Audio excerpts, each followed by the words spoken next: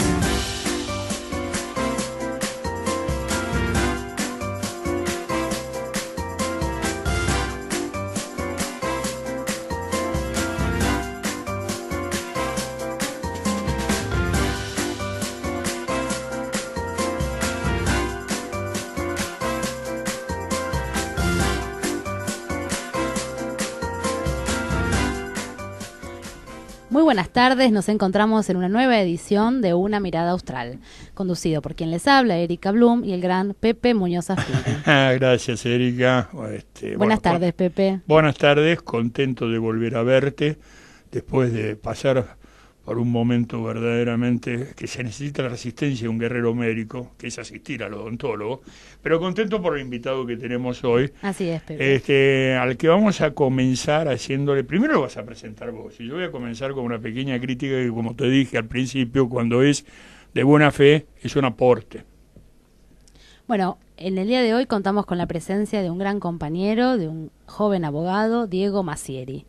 Bienvenido, Diego. Gracias, Erika. Gracias, Pepe. Para mí es un honor estar en esta casa y compartiendo con ustedes. Es un verdadero honor. A Pepe lo sigo de chico en obras, desde Soledad a mi pesar, en las jornadas de Pensamiento Nacional de Córdoba. Quiero hacer público el agradecimiento de que me hayas citado en tu último libro, que esa es la crítica que voy a hacer. ¿Se justifica sacar semejante trabajo?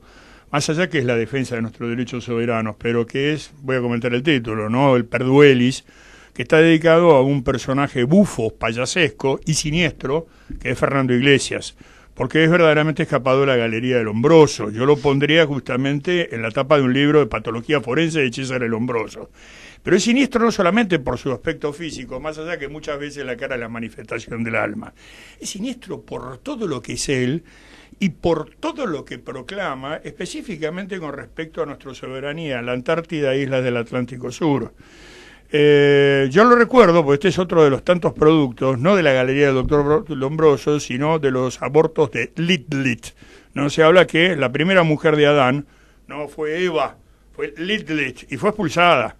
Entonces, todas las noches, con el demonio, tenía como 1000 descendientes, que eran los de pequeños demonios. Bueno, esto de la Lilith criolla que escarrió, entre las tantos que salieron, salió Fernando Iglesias. Y me acuerdo que su primer libro se llamaba ¿Por qué no soy kirchnerista? En un momento que era un cero a la izquierda, lo sigue siendo por otras partes, pero ahora con difusión.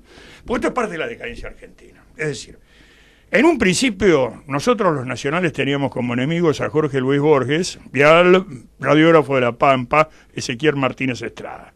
Después empezamos a decaer un poquitito, entonces ya vino Sebrelli, vino el autor del Combate Perpetuo, etcétera, etcétera. Y ahora hemos caído nada menos que en Fernando Iglesias, en Raúl Seichner y en Federico Anda Nazi, como alguien me lo tuve que encontrar una vez acá.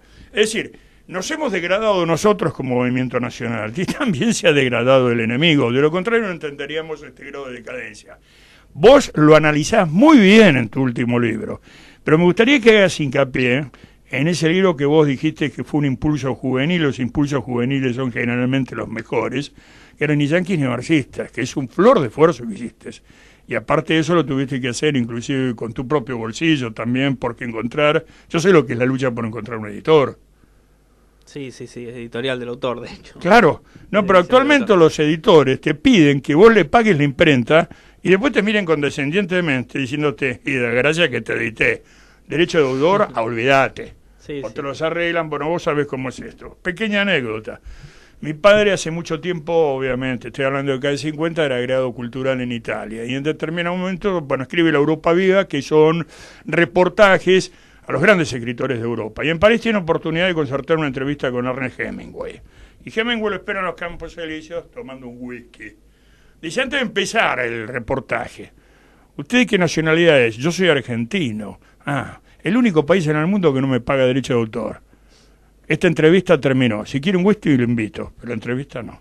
O sea, ya teníamos esa fama. Obviamente mi padre lo sacó publicado en la revista El Hogar, que era como la cara de ese momento. Así que te digo lo que fue la gran industria editorial, que tuvimos a Peuser y todo esto ha desaparecido.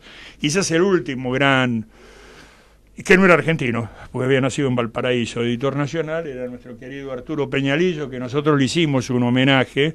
Por los homenajes hay que hacerlos en vida. Coincide. Hicimos ¿Y dónde fue que me dijiste que nos habíamos visto unas jornadas en Córdoba? Jornadas del Pensamiento Nacional 2000 en Córdoba, sí. Sí, que estaba Pancho Pestana. Claro, Pancho Pestana. Claro, yo hablé de Hernández Arregui y ahí conocí cada personaje, estaba lleno de servicios. La mitad de los que asistían ahí eran todos servicios de inteligencia. Sí, yo fui por recomendación de un profesor de la facultad, fuimos con un amigo de Reconquista, provincia de Santa Fe. Sí, los pagos de Leonardo Castellani nada menos. Yo estuve hace un par de meses dando una charla sobre Castellani, donde estaban justamente ahí varios caídos de la Fuerza Aérea, porque esa era la base de Pucará.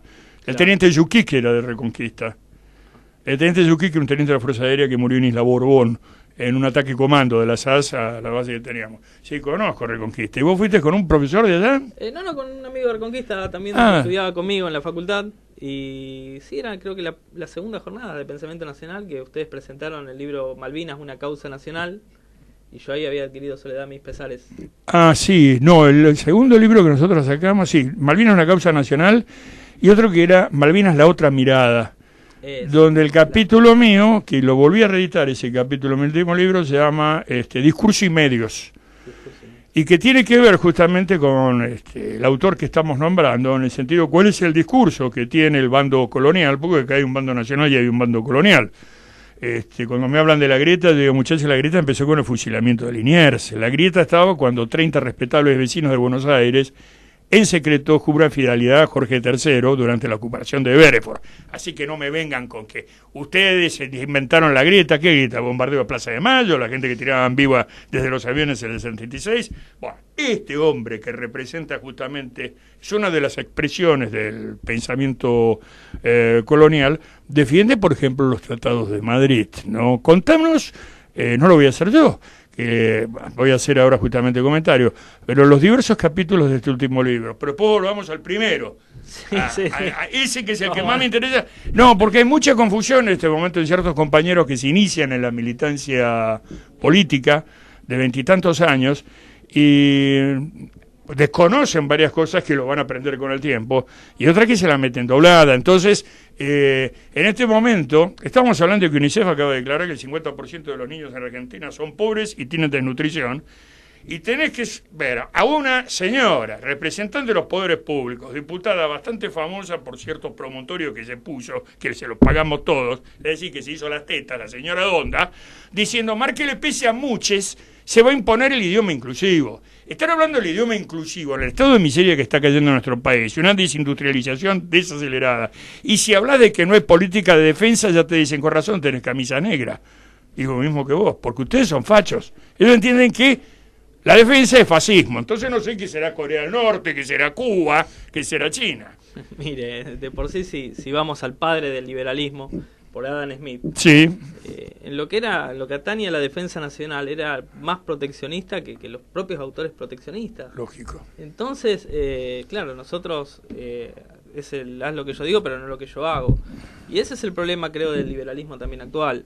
En lo que usted me dice del libro en particular, acá no es un encono, y hablando como abogado, digo, no me comprende las generales de la ley, de que yo con ese tipo lombrosiano, que coincido totalmente, porque además de... Más, vos lo hiciste una denuncia penal a este hombre, Sí, por sí, traición a la patria. Sí, sí, he hecho una denuncia penal, hubo chicaneos de por sí, ulteriores, que por eso me decidí... Chicaneos de parte de él, no de sí, parte sí. tuyo, porque tuyo fue justamente traición. Está bien fundamentado porque es traición a la patria. El artículo, generalmente usan para las denuncias de la traición a la patria el artículo 214 del Código Penal. Yo fui por el 215 del Código Penal, que es traición a la patria con sometimiento. Lo que dice con sometimiento. Ah, sometimiento. Es un tipo específico en donde al día de hoy no me han dado todavía los argumentos, los he pedido, no me han dado los argumentos del fiscal doctor Polichitas de por qué él no quiere que prospere, digamos, esta causa.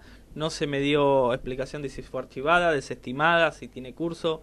Me apersoné varias veces al juzgado del doctor Torres, donde recayó, porque el artículo 215 es claro, dice que traidor a la patria es todo aquel que menoscabare de forma alguna, algo así, la integridad territorial de su país, en este caso de nuestro país.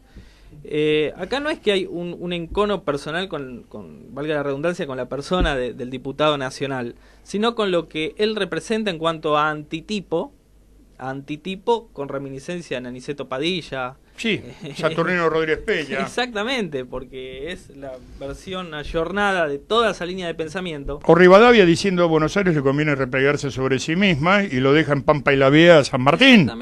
Exactamente. Y me parece una personalidad grave en el sentido de que fue citado en varias comisiones de la CONVEMAR, la Comisión de los Derechos del Mar, como diciendo que hay incluso, para poner en duda internacionalmente, los rusos a eso le llaman desinformatia, de desinformar para confundir, en donde se generan en el escenario internacional personas que dicen, bueno, si hay políticos o legisladores que dudan de la soberanía del archipiélago Malvinas en su propio país, quiere decir que la cuestión no está zanjada. Aparte hubo un trabajo fenomenal que hizo nuestro país, oceanográfico, que significó un aumento significativo de nuestra plataforma, que se hizo con un enorme esfuerzo porque había poco presupuesto, gente que estuvo en alta mar más de un año, reaprovisionándose en alta mar, y todo eso lo están tirando por la borda, pero aparte lo está tirando por la borda una nulidad atildada como este hombre, porque es lo que yo digo moralmente psicadíptico, e inclusive tengo noticias de que ha tenido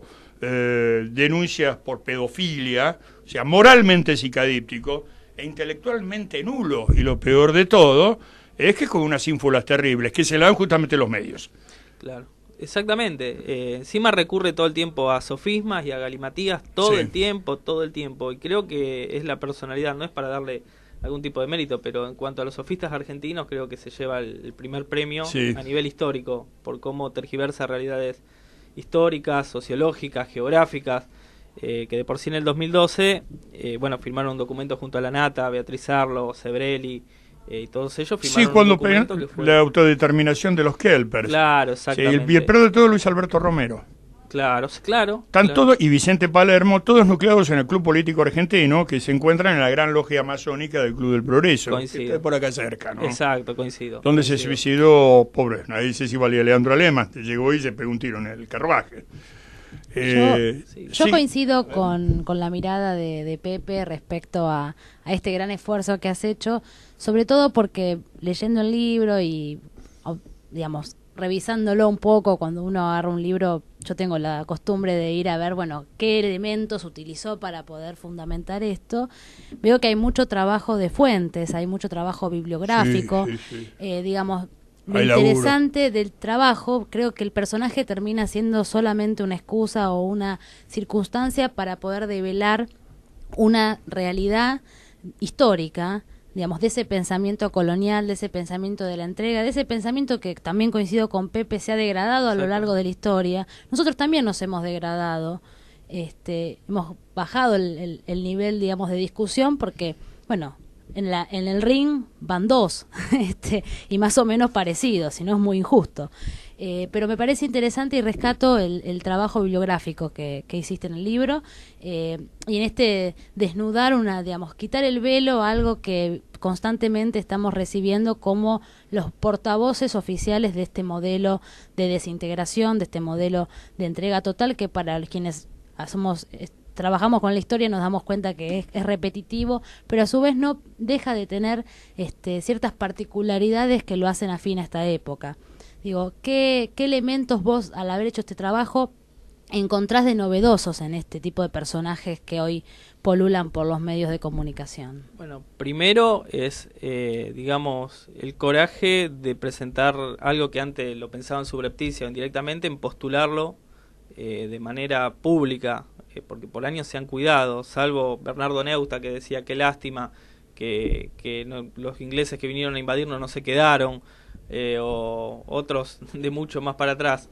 Pero desembosadamente, lo que buscan, digamos, en toda la línea de pensamiento, que digo, no es Fernando Iglesias, como sarcásticamente digo, de Iglesias, no es por la personalidad de él, sino de la línea de pensamiento como... No, por lo que representa.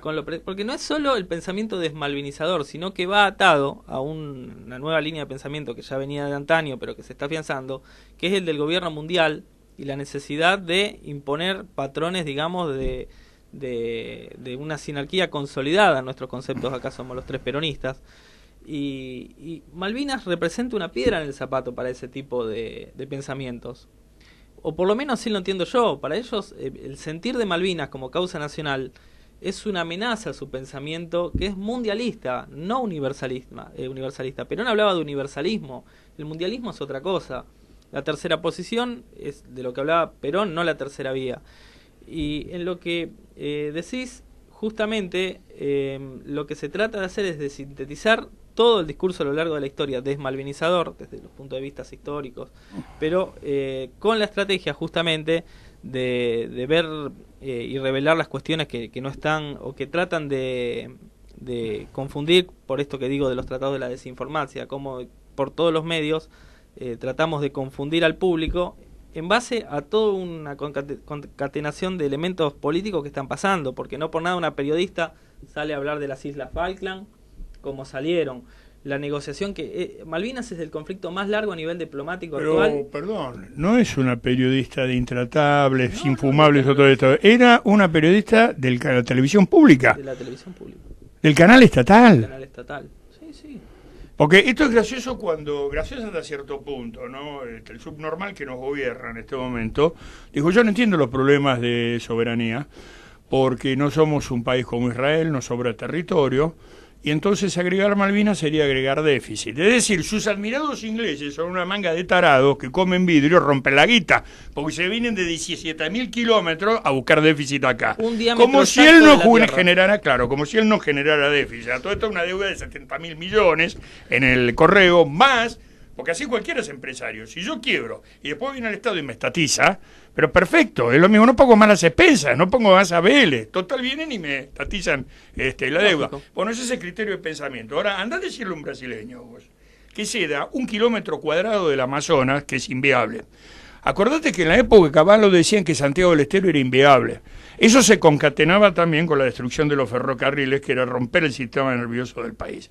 Y eso se concatena también cuando Fernando Iglesias, este personaje, dice que está en contra de las escuelas técnicas, porque esa es una etapa industrialista y las sociedades avanzadas en este momento están en la información y en el conocimiento. Es decir, este tarado me quiere hacer creer a mí que los ingleses y los franceses ya no fabrican barcos, ya no fabrican aviones, ya no fabrican indumentaria. Es justamente desindustrializar el país, que desde la izquierda, lo decía no Alfredo Palacio, lo decía Juan B. Justo, no tenemos que industrializarnos, tenemos que ser agropecuarios, porque si nos industrializamos le quitamos fuentes de trabajo a los camaradas, trabajadores de Manchester y de Liverpool. Es decir, ese es el pensamiento colonial. Es que vos estás diciendo que la sinarquía, que es la Argentina pensada desde los centros hegemónicos. Exactamente. Eso es lo grave. Muy bien sintetizado. Exactamente. Es pensar la Argentina en los centros hegemónicos. Entonces nosotros ya no somos ni siquiera una factoría próspera. Exactamente. Ni siquiera eso. Somos la última colonia. Un lugar, un Potosí para extraer recursos no renovables y después, bueno, que esto quede a la buena de Dios. Sobran, de ahí la política del aborto también. Porque para este proyecto sobran habitantes. Se necesitan 10 millones de habitantes nada más. Cuando nosotros, somos peronistas, hablábamos de más de 100 millones de habitantes para tener un mercado interno y para consolidar la ocupación de territorios vacíos. 200 millones. Claro, pero que la etapa justamente del universalismo iba a ser la etapa del ensamble de los continentalismos, que no es negar las particularidades tampoco de los nacionalismos. Es una concepción. Claro, la gente confunde tercera vía de Tony Blair con tercera posición y con tercer mundo. Con tercer mundo. Y no son cosas completamente diferentes. Incluso son 3 categorías acuñadas en tiempos distintos. Y afuera. Y en lugares distintos. Claro. Me interesa, ahondando un poco esta idea de la sinarquía, que la venimos padeciendo históricamente también, poder ahondar un poco en tu primer trabajo, en Ni yanquis ni marxistas, porque es una expresión, en definitiva, de esa sinarquía operando hacia adentro del movimiento nacional. ¿Qué nos puedes decir? ¿Qué elementos encontraste al hacer la investigación? Tiene tanta actualidad ese libro. Además de que es un manifiesto político, agradezco, ¿no? yo lo No, veo. te lo decimos de afuera. Tanta actualidad y es tan didáctico. ¿Cómo surge? No, bueno. ¿Cuál es la inquietud que te llevó a escribirlo? Bueno, la inquietud es también lo que me llevó al otro, digamos. Por doquier, pasquinas, revistas, de lo que algunos llamaban el nacionalismo de opereta, que el propio decir del general Perón, en donde se atacaba por diestra, siniestra y hasta por ese nacionalismo de opereta, la memoria del general Perón. Y yo le soy sincero, soy justicialista, me he hecho justicialista porque primero fui rosista. Esa es la evolución de todos nosotros. Es la evolución de todos nosotros, calculo. Y bueno, empecé a investigar justamente desde las críticas, no desde lo que está a favor, porque creo que es el pensamiento constructivo es lo mejor como para avanzar, digamos, desde el punto de vista intelectual. En el caso Malvinas, por ejemplo, yo valoro la discusión que en su momento entablaron Mario Tesler y Cayet Boy por el Gaucho Rivero, un suponer. Que si esa discusión no se daba, para el día de hoy el Gaucho Rivero era un gaucho matrero que mató civiles y nada más.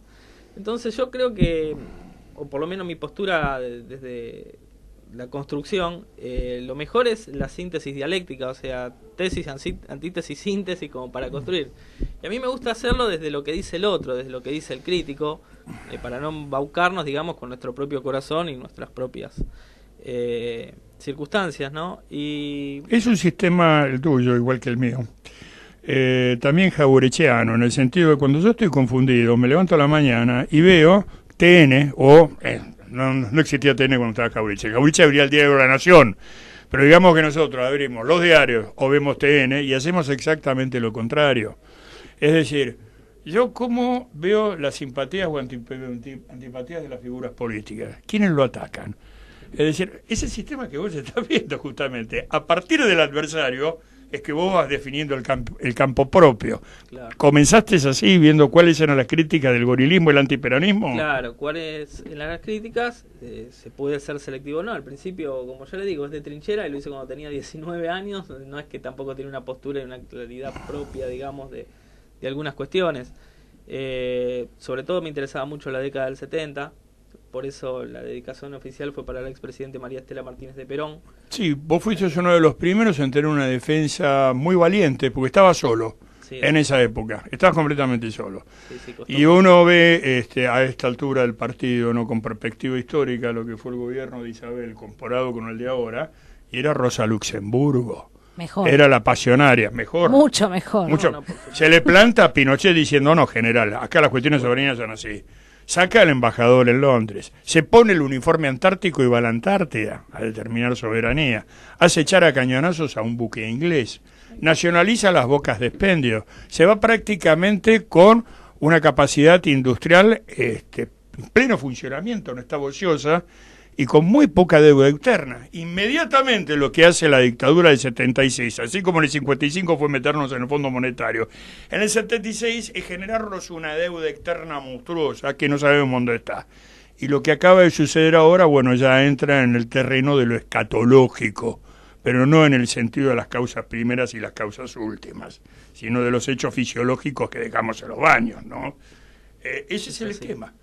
Ahora, ¿para qué es voluntariamente tomamos deuda para someternos? Porque esto lo dicen los teóricos del liberalismo. No se somete a los países con la bayoneta, se los somete con la deuda. Ese es un teórico, vos lo tenés que recordar. Yo se me perdió ahora, pero famoso del liberalismo, y creo que fue norteamericano. Norteamericano, no inglés, ¿no? Te dominan con el asunto de la deuda. Sí, sí, es que es vivir pagando, morir debiendo, es la lógica de la usura, y esto viene desde el cantar del mío Cid hasta de los escritos bíblicos. Y aparte es condenado en la teología islámica, netamente la usura, ¿no? Claro. O sea que viene de tiempos bíblicos, eso voy, ¿no? Sí, sí, incluso hasta lo denuncia en la crematística el propio Aristóteles, ¿no? En la política. Desde luego, sí. 5 siglos. Antes de la aparición, claro. Sí. Y bueno, no, es un libro de trinchera que ya le digo, mi interés era más que nada un público juvenil, mis amigos, y sobre todo, le soy sincero, la idea original era justamente como para tratar de hacer un poco de contrarrestar el discurso en mi colegio secundario, que tenía profesores no afines que estaban haciendo cualquier cosa, digamos, en lo que oficialmente enseñaban, y bueno, había tenido buena repercusión, y mi idea original era el público de mis amigos, mis 30 amigos del curso. Después, bueno, me fueron apoyando, pero sí, bueno, es totalmente de trinchera. Yo ahora lo veo como algo lejano eso. Igualmente agradezco la ponderación que me hacen. Siempre pasa eso, cuando uno escribe algo y pasan los años, lo vuelve a leer y dice, uy, pero acá le pondría esto, le pondría lo otro, Sí, citaría eso. otra cosa. Eso significa que el pensamiento propio, la formación propia va evolucionando o va recibiendo nuevos elementos sin perder, digamos, la matriz rectora, que es el criterio propio, ¿no? Del que hablaba Perón en Conducción Política. Sí, porque si no, no terminás de escribir nunca. Nosotros tenemos un común amigo que fue un gran diplomático, retirado embajador, y es uno de los mejores, para mí es el mejor escritor argentino viviente en este momento, que es Abel Pose, el embajador Abel Parentini Pose, gran amigo nuestro.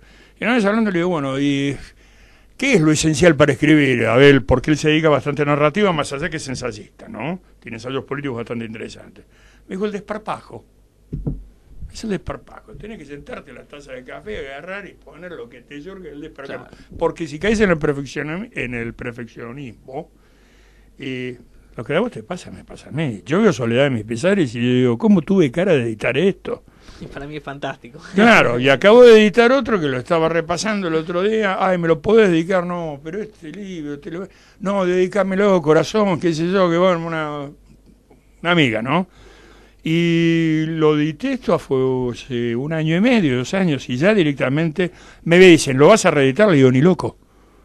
Estoy ahora trabajando en un trabajo sobre naciones y globalización, que tiene que ver con todos estos temas que estamos hablando nosotros ahora. Y estoy seguro que dentro de 2 años me voy a querer pegar un tiro o utilizarlo como material sanitario en el baño, con la conciencia que el consumo de tinta por vía rectal es bastante tóxico. Pero fíjate vos, Kafka, que dijo, quemen todas mis obras. Menos mal que un amigo no cumplió su promesa y lo editó. Si no, hubiéramos perdido todos los libros de Kafka. Sí. Pero él quería que le quemaran toda la obra, pero la consideraba deplorable. Sí. Sí, igual yo me baso, digamos, en lo que es de trinchera. Usted habla de reeditar, también es jodido reeditar. La gente piensa que la cuestión... Claro. Porque todo el mundo me dice también, lo vas a reeditar, pero no es una cuestión que es una decisión propia, eso de, bueno, vamos y lo reeditamos. Es complicado, usted lo dijo al inicio. No, es complicado primero. Yo entiendo las editoriales ahora, antes no tanto, la lucha que tuvo mi padre para cobrar... los únicos que le pagaron derecho de autor a mi viejo fue Eudeva, que era de Estado, de Universitario de Buenos Aires. No voy a hablar de las otras editoriales, bueno, no viene al caso, pero era una lucha. ¿Por qué? La misma editorial que le editó a José María Rosa y todo eso. Que pudo sacar la historia completa de las Malvinas y Pepe Rosa Historia Argentina. ¿Por qué? Porque los sindicatos, los denotados sindicatos, se comprometieron diciendo, compramos la primera edición. Entonces Diego Ibáñez del SUTE, SUTE es portero, del SUPE, Sindicato Unido de Petroleros de Estado, ¡pum!, compró toda la primera edición. Y la de Pepe Rosa la compró ¿quién? Lorenzo Miguel y los metalúrgicos. Esa es la solidaridad. Es más, hasta llegaron a inventar una revista que se llamaba Petróleo Argentino, donde escribía Fermín Chávez, mi viejo, Pepe Rosa, Silencio de Estañi, qué sé yo, ¿y por qué hicieron eso? Aparte de la conciencia de soberanía que tienen los sindicatos, por eso son la columna vertebral de nuestro movimiento, y esto se relaciona justamente con tu libro, ni Yankee ni Marcita, lo pones clarísimo, dijeron, tenemos que conseguir un laburo para darle de morfar a los compañeros escritores que están en la lona. Claro, en plena dictadura ninguno tenía laburo, vivían de changas, ¿no? Entonces llegaron a crear hasta medios publicitarios y gráficos para ayudar a los compañeros escritores, compañeros intelectuales que pusieron guita para hacer el famoso diario Democracia, que lo llevaban los hermanos Jacobela. Viene a cuento de esto porque justamente el denostado, es fácil de internet decir, traidores, ¿por qué no salen a la calle? Le digo, ¿por qué no vas a poner vos la trucha? Que te reviente el lomo a palazos. Es muy fácil que el amor te lo pongan los demás. El otro día me estaban diciendo, fíjate vos los franceses, esto y aquello, sí, incendiaron países. ¿Cuántos muertos hubo? Y creo que hubo un muerto, sí, alguien que se habrá caído. Acá en el 2001, solamente en Plaza de Mayo, mataron 40 personas. Entonces es lógico que la gente está amedrentada. Y para colmo hay un protocolo que te permiten disparar. ¿Vos viste la remera que salió? Hay una remera que dice atrás, no disparen, corro porque me estoy cagando. Mirá. Está la remera. Eso te demuestra también la capacidad que tiene el pueblo argentino de absorber sus propias desgracias e inclusive de darle como un toque de humor. Eso debe ser un poquito la picaresca española y la sangre italiana. Pero digamos que ya hay un protocolo de represión. Las Fuerzas Armadas están desmanteladas, pero las Fuerzas de Seguridad están armadas tremendamente y entrenadas nada menos que en la Franja de Gaza. En la Franja de Gaza. Sí. No se entrenaron en Europa, nos están reprimiendo. Viene acá, cuento todo esto porque vos diste con una palabra clave. Y me encanta que lo diga un hombre joven, porque ya no se utiliza. Sinarquía. Vos hablás de sinarquía y ya te miran como si fuera la AAA, los Perrega, la revista Las Bases, tal cual, Facho, Falcon Verde, ¿viste? Una cosa por el estilo. Yo lo puse en mi tesis y me lo observaron. Ahí te lo observaron, ¿no? Claro. En cambio, si decís muches y tengo una pene enorme y imbecilidades así y salís con el feminismo, hoy sale, mirá vos la mala leche. Sale un chiste de Rudy y donde dicen, están diversos tipos de pañuelos, ¿no? Está el pañuelo verde del aborto gratuito, está el pañuelo celeste del aborto clandestino, dentro de un chiste. El pañuelo celeste no es el aborto clandestino, es la maternidad y paternidad responsable. Entonces, fíjate vos cómo por abajo te van metiendo toda esa discusión. Ahora decís la palabra sinarquía, que esto lo explicó muy bien Perón, en qué consistía, y lo explicás vos en tu libro, y te saltan las femiorcos, toda la fauna esta que nosotros tenemos que padecer cotidianamente. En el mejor de los casos no te dicen conspiracionista y todo eso. Ah, bueno, sí. En el mejor de los casos. Sí, en el mejor de los casos te dicen, hablame de la tierra plana, porque creen que sos un demente, así que te vas al Unitorco a ver cómo salen los platos voladores. Tal cual. Bueno, pero no es casual, porque nada es inocente. Y de ahí, aparte, claro, vos decís a los 19 años, un hombre que en ese momento tenía 19 años, que hable de, vos lo acabas de decir, que vos pusiste la palabra sinergia y te la observaron en la tesis. Sí. Bueno. Entonces te das cuenta. Entonces la puse dentro de una cita después, entonces no me la podían observar, igual ya fue hace muchos años. Pero... Entonces te das cuenta cuál es la estructura colonial. Es una estructura cultural. Exactamente. Mire, de por sí, ahora con lo de el capitán que trasladaron desde nuestras Malvinas, todos los medios hablando de repatriación. Están hablando de repatriación. Todos los medios. Yo considero, y no voy a meterme en el tema, él dijo, si yo llego a morir, quiero que me entierren al lado de fulanito, que era su hijo que murió a los 3 años.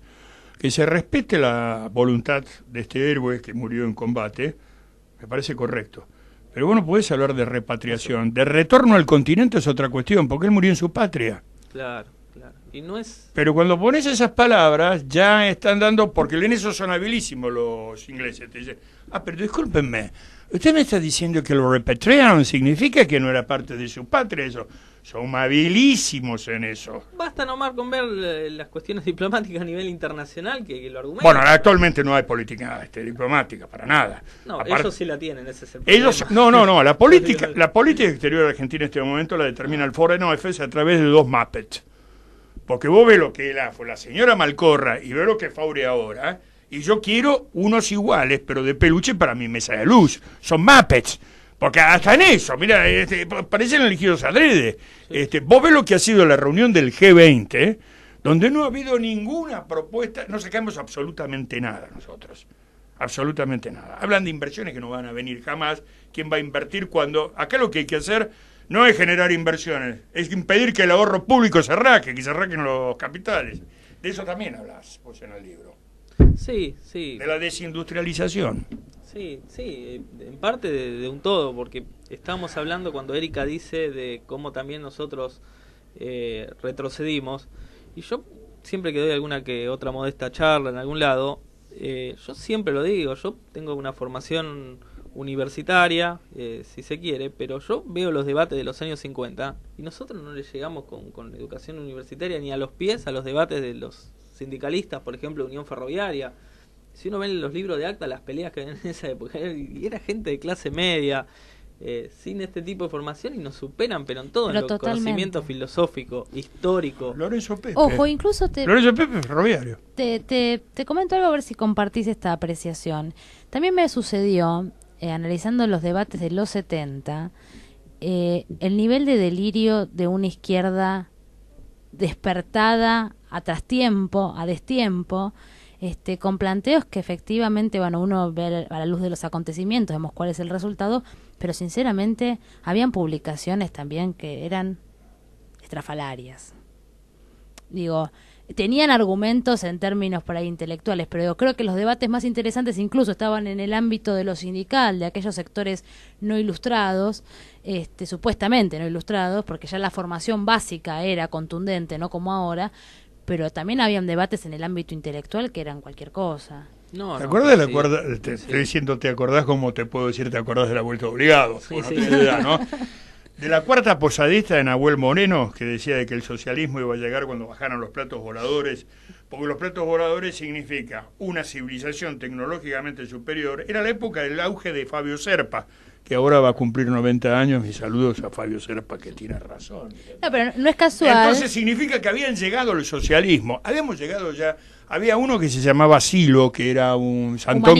Humanista, el presidente del Partido Humanista. Que le ponían Silo Sabecante, como Roberto Galán. Que existe todavía el Partido Humanista. Totalmente, y es más, la señora esta Berman es, digamos, Berman viene de ahí, ¿no? viene del sector de Nahuel Morenista, y Claro. vos lees a estos tipos, lees los editoriales de Pan y Rosas y todo este tipo de cuestiones que son vomitivas, pero que a veces uno va a la facultad, viste, le dan algún panfletito, los tipos, digamos, suscriben a ese tipo de pensamientos. Digo, el debate de los 70 no es un debate que esté cerrado, sino que es un debate que continúa, digamos, silenciado.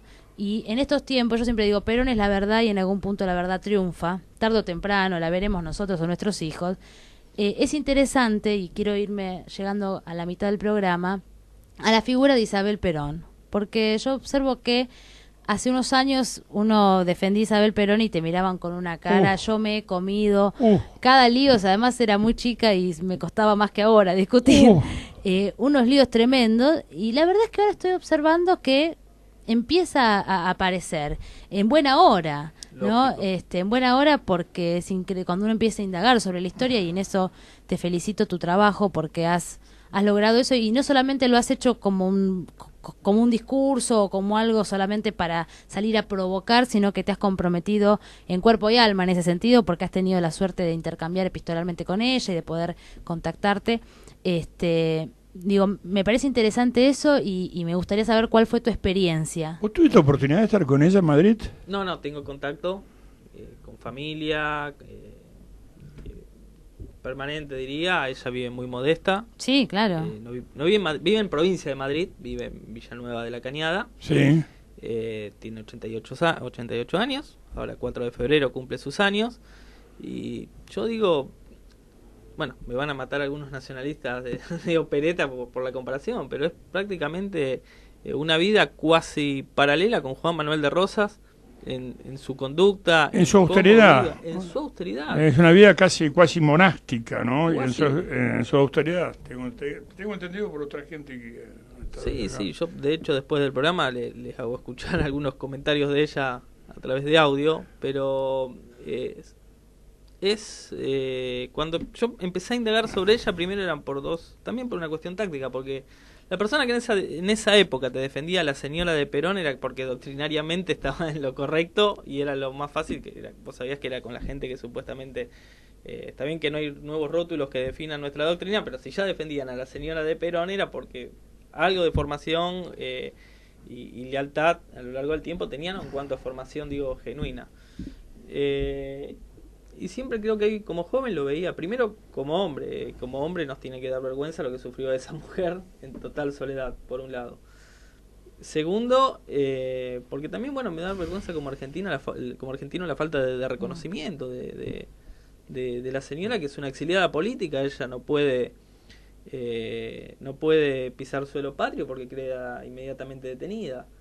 Sigue siendo una exiliada política y a nivel histórico hasta hace poco, ahora bueno, hay como un resurgir que ponderan su actitud, ¿no? Pero es prácticamente una muerte civil en Argentina. En lo que es Argentina es una muerte civil. Después yo creo también su silencio habla mucho, también de presiones de que bueno, estás en España, pero medio extorsivamente no tenés que decir nada, como también se lo hicieron a Perón. Pero bueno, el general lo iban a ver en su casa, no es que él tampoco hacía política en España, o como le decía Cuxo. Sí, pero él manejaba de Puerta de Hierro, claro. Lo que pasa es que muchos creen ahora que Puerta de Hierro es Santa Marta o Roma. Claro. Y son dos cosas diferentes. Más allá que, bueno, nosotros, no voy a hablar por Erika, por más que yo sé que piensa como yo, somos entusiastas seguidores de Francisco.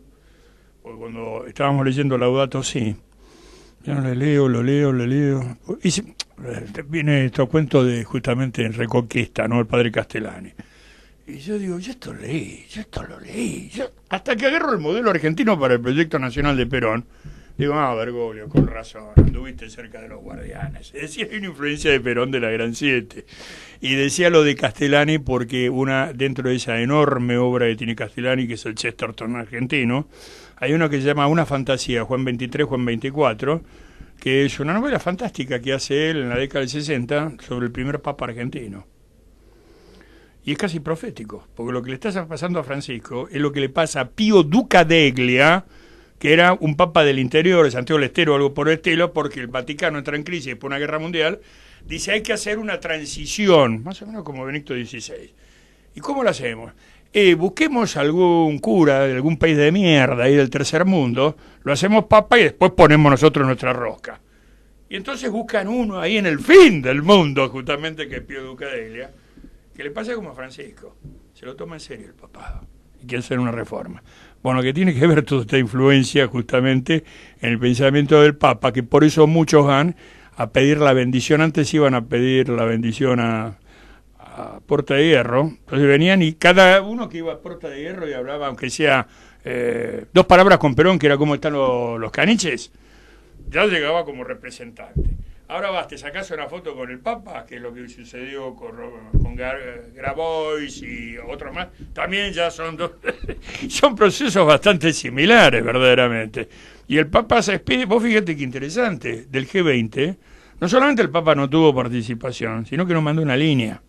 Y no lo estoy diciendo en su carácter de ser el representante de la Grey Católica, una de las confesiones más importantes del mundo, sino como jefe de Estado.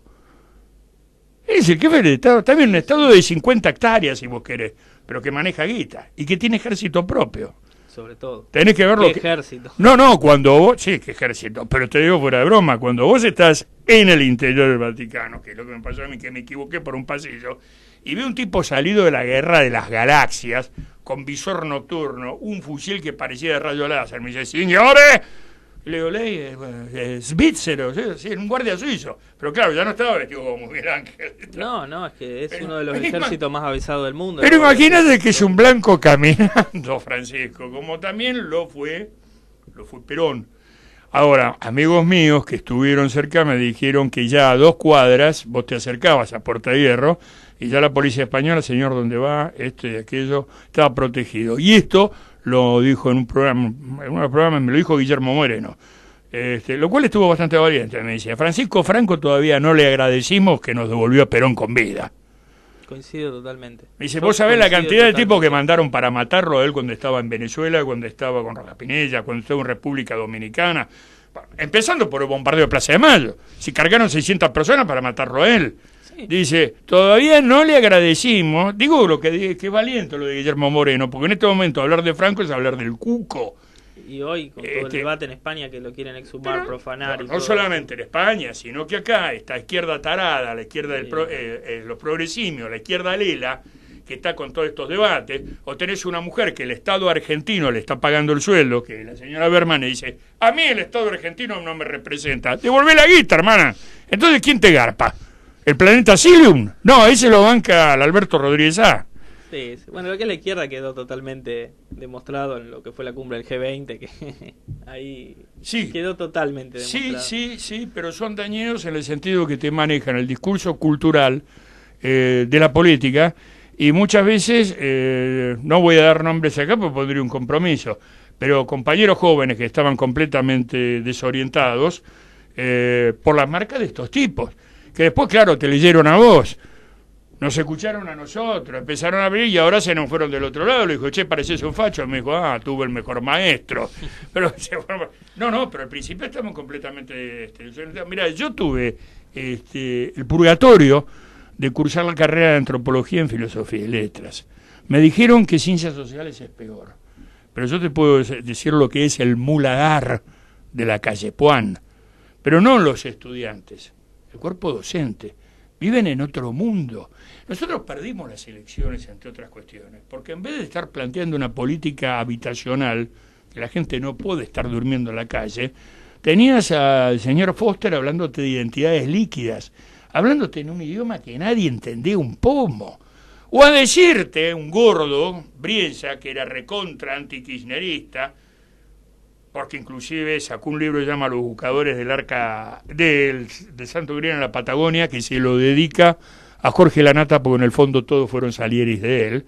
Después se transforma en ultra kirchnerista y hablaba de que hay que superar a Scalabrini y a Jauretche, porque son pensadores de cabotaje. ¿Y con quién vienen? Con la Escuela de Frankfurt, con Horkheimer, con Adorno, que escribían en Estados Unidos, Mercurio en Estados Unidos, pues de Frankfurt lo sacaron a patadas en el culo. Y que aparte escribían, en la misma época escribía Scalabrini y Jauretche. Claro, escribían, eran de cabotaje, porque la Argentina es un país de cabotaje. Sí, sí. No es un país de cabotaje. La Argentina es un país de la periferia, entendiendo países centrales, concentración. Sí, en el sentido, nuestro querido, admirado maestro Fermín Chávez, cuando hablaba de la necesidad de una epistemología de la periferia, que no es otra cosa que el peronismo. Y eso está en tu denostado, vos, o sea, que lo tirás abajo, primer libro. Sí. Porque ese es el que yo recomiendo, porque a mí me dicen, che, ¿qué tal ese Perduele? Mira, a Iglesias lo destruye. Pero el libro doctrinario por excelencia es el primero, que le digo que debe haber tenido que empeñar hasta las medias para sacarlo, seguramente, Sí, ¿no? sí. Y sí.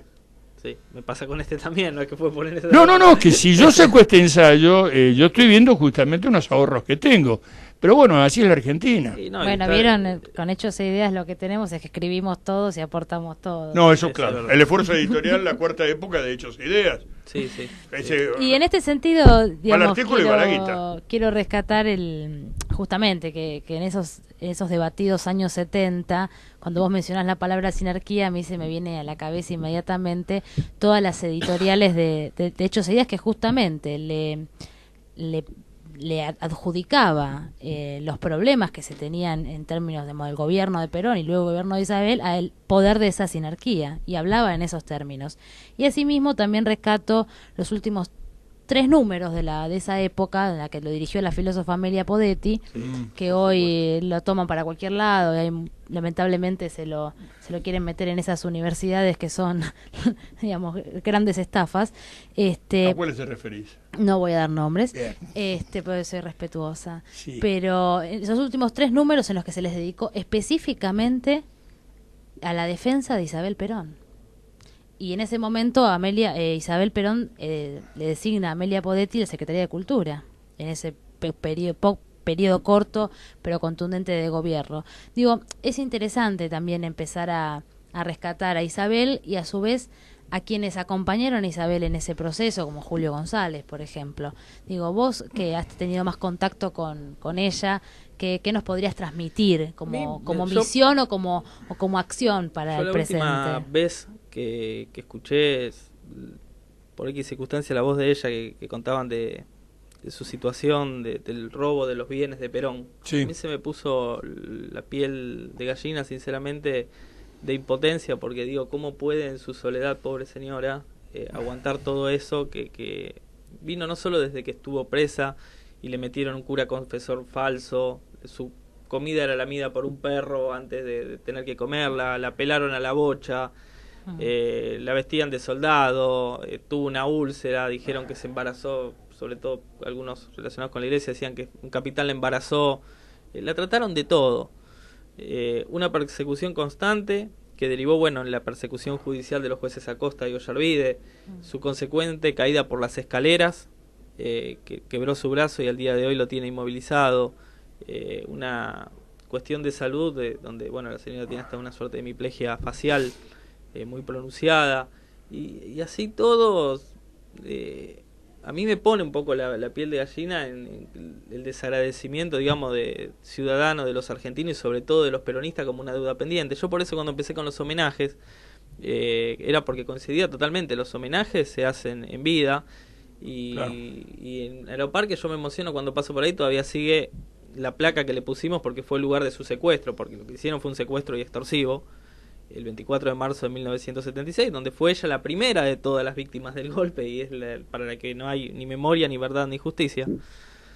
Y bueno, los demás lugares nunca duraba la placa o todos los pequeños homenajes. Que doy un dato más, en Plaza de Mayo, no sé si se han percatado, que es donde siempre colocábamos la plaquita en homenaje a Isabel, ahora levantaron con el cuento de la remodelación el monolito con el mensaje de Perón a los argentinos del año 2000.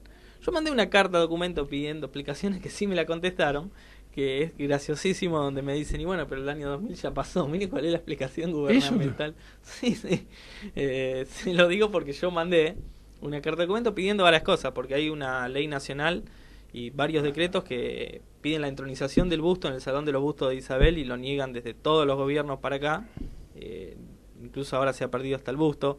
No lo han cumplido porque un decreto firmado por el doctor Néstor Kirchner había justamente en el mismo decreto basado en una ley nacional anterior, se deberían elegir 3 bustos, el de Isabel Perón, el de Cámpora y el de Alfonsín. ¿Esto está firmado por Kirchner? Está firmado por Kirchner. ¿El de Isabel Perón? El de Isabel Perón está firmado Es un por dato Néstor interesante Kirchner. ese, Sí, se hizo el busto, pero de hecho nunca dejaron que se entronice. Ajá. A punto tal que la explicación es, bueno, pero la señora aún está en vida, se ponen... Eso no sé de dónde lo sacaron porque eso no existe, no está ni en la ley ni en ningún lado. A punto tal que a Alfonsín se lo hicieron en vida con cuerpo presencial de Alfonsín, que fue él a sacar su... Ahora, ¿quién contestó eso que ya pasó el año 2000? ¿Qué dependencia? ¿Qué oficina fue? Yo mandé carta de documento a Balcarce 50. Ajá, ¿de Balcarce 50? Me lo contestaron de protocolo y ceremonial. Y ¿De Balcarce Parques, 50? Sí, y Parques. Y bueno, pero ya el año 2000 pasó, bueno, y con eso... Y Parques. Y Parques, sí. Parques de Municipalidad de Buenos Aires. Plaza de Mayo no depende ese sector por una ley de seguridad nacional. Es nacional. Es nacional, Ah, es nacional. federal. Federal. Con terminología. Sí, pero... Por eso dividieron nosotros siempre lo hicimos en ese lugar. Y siempre, bueno, engañábamos a la policía con operativos sorpresa, digamos, de que una vez le cantábamos la marcha y ya se la pegábamos y ya cuando... Igual la policía ya nos conocía que todos los 4 de febrero estaban regulados. El último año no lo pudimos hacer y por eso fuimos a Aeroparque, que es donde continúa. Pero ya le digo, lo de la señora es un comportamiento estoico que algún día merecerá el homenaje de todos nosotros los peronistas, Dios quiera que lo podamos hacer en vida. Y bueno, y a Dios gracias, ¿no? Que por lo menos después de tantos años el gobierno de España, más allá de pro y contra, y no hay negociación porque se lucura, ¿no? Que ella es amiga de los reyes, hay toda una cuestión que es todo mentira, no es ni amiga de los reyes, ni tiene protección de la iglesia, nunca tuvo, pero se creó todo ese andamiaje mediático atrás donde han llegado a decir que el aeropuerto es de ella, el aeropuerto de la ciudad donde vive dijeron que es de ella, ella tiene una casa a 2 aguas, muy modesta a comparación de las demás casas que hay en la zona. Y después está la otra situación. En las afueras de Madrid, yo tengo una amiga, Lola Buiza, que en las afueras de Madrid hay zonas residenciales que son de cabeza de espaldas, Son de lo que es el barrio, la más modesta de todas las casas, claro. Por más que acá hablen de la mansión, porque encima cuando sacan los periodistas fotos son 2 casas juntas que te la muestran como realidad si fuera todo un todo, pero en realidad es claro, y depende del ángulo que sacás. Conozco la casa. Conociste la casa. Y bueno, no hace mucho escuchaba a la señora decir que le han robado todo, como que hablaba de los bienes de Perón, ¿no? Porque está rotundamente estafador, que lo denuncio públicamente, de Mario Rotundo, que fue el que está mediante una empresa inglesa Christie rematando en este momento bienes en Roma. Que está rematando hasta el pelo del cadáver de Evita, que por lo que averigüé por 2 personas, por el ámbito de Isabel y hasta por la ex primera dama Norma Beatriz López Rega, de las Tiri, que dicen, nunca se le sacó pelo al cadáver de Evita, debe tener pelo de cualquier lado y la habrá... O por lo menos dice, yo nunca vi que le saquen pelo al cadáver de Evita. Y están hasta eso ahora que... Y bueno, no hay tampoco una ley de protección del Estado. Totalmente, es el gran drama de los líderes de la periferia. De hecho, el único hombre que pudo volver a su patria fue Perón. Imagínate que el destino de todos nuestros grandes héroes ha sido desde el exilio, desde la pobreza, desde digamos el abandono absoluto. Sinceramente es una irresponsabilidad total lo que tenemos respecto a nuestra historia y respecto a nuestro patrimonio. Y desde el punto de vista humano, no solamente material, ¿no? Sí, yo lo lamento mucho por la documentación que tiene este hombre, que consiguió todo mediante una estafa, porque no solo estafó a la señora de Perón, sino que estafó también a la Madre Teresa de Calcuta, la pueden buscar. Bueno, es el diablo caminando. Bueno, pero es luciferino este hombre. Sí, yo lo llegué a conocer, si ustedes los ven, es una carmelita descalza, pero la verdad es... Bueno, justamente.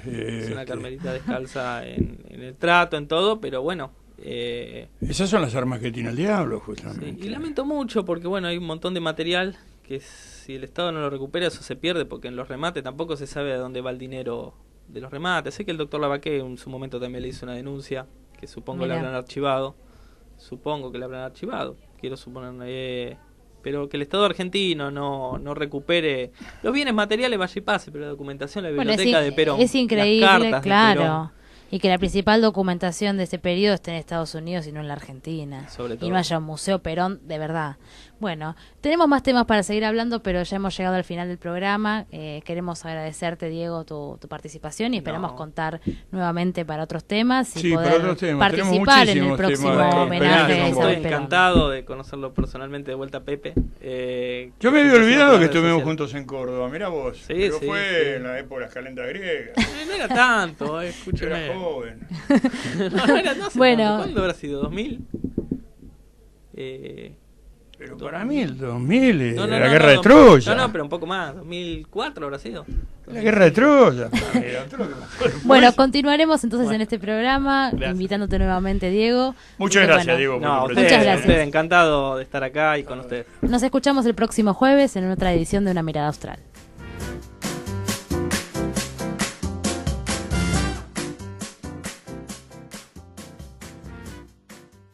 Desde Buenos Aires, Argentina, vía internet hacia todo el mundo, transmite la RZ. La RZ.